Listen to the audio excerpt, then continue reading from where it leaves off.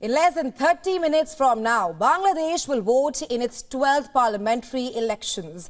Voting will begin at 8 a.m. local time and end at 4 p.m. local time.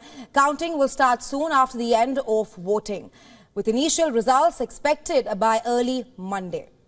About 120 million voters will choose from nearly 2,000 contestants for the 300 directly elected parliamentary seats. There are over 400 independent contestants in the race, the most since 2001. In the fairness and acceptability of results of election. As a result of that, we want that our election be observed not only nationally as well as internationally.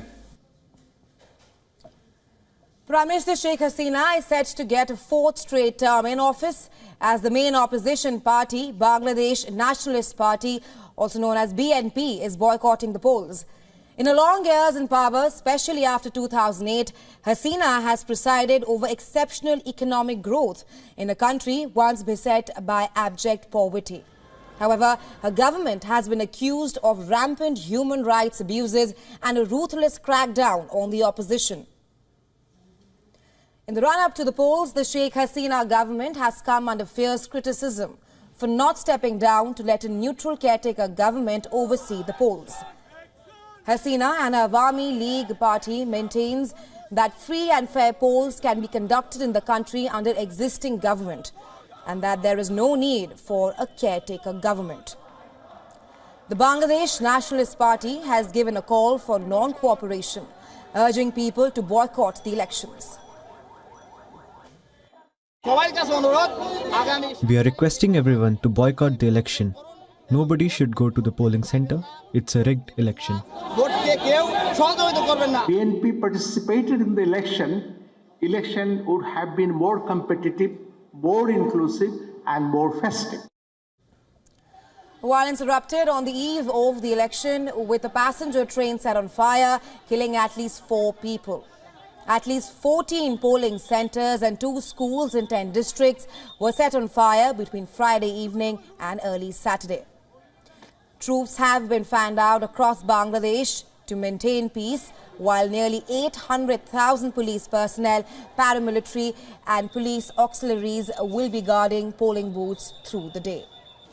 Around 25,000 opposition cadres, including the BNP's entire local leadership, were arrested in the ensuing crackdown.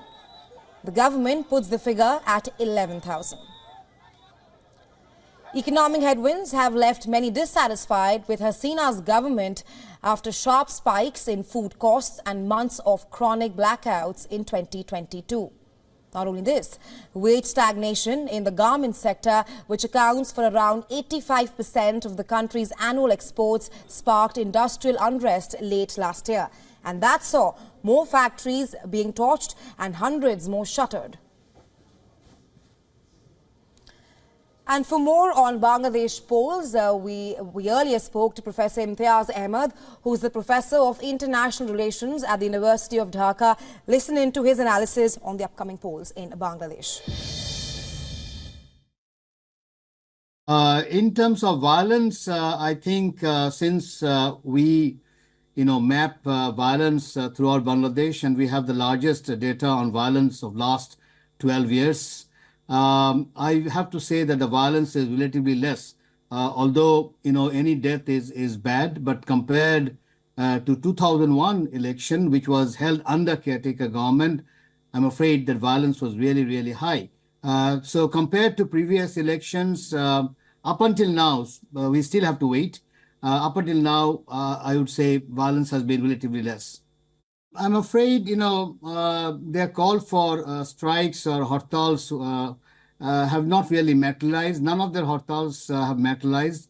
Now, in Bangladesh, if you really want to change things, historically, we have seen that millions of people have to come out on the streets, and not only in Dhaka city, they have to come throughout Bangladesh, and then only the stakeholders would take cognition of it and try to do something. I'm afraid up until now, the opposition parties have failed to bring millions of people come out on the streets. And as I say, the hartals have not really materialized. None of their hartals have materialized. There has been, some incidents here and there, but it's so negligible. After all, it's the eighth largest country in the world. But millions of people have not come on the streets to their side, and that has been probably the biggest weakness of the opposition parties thus far.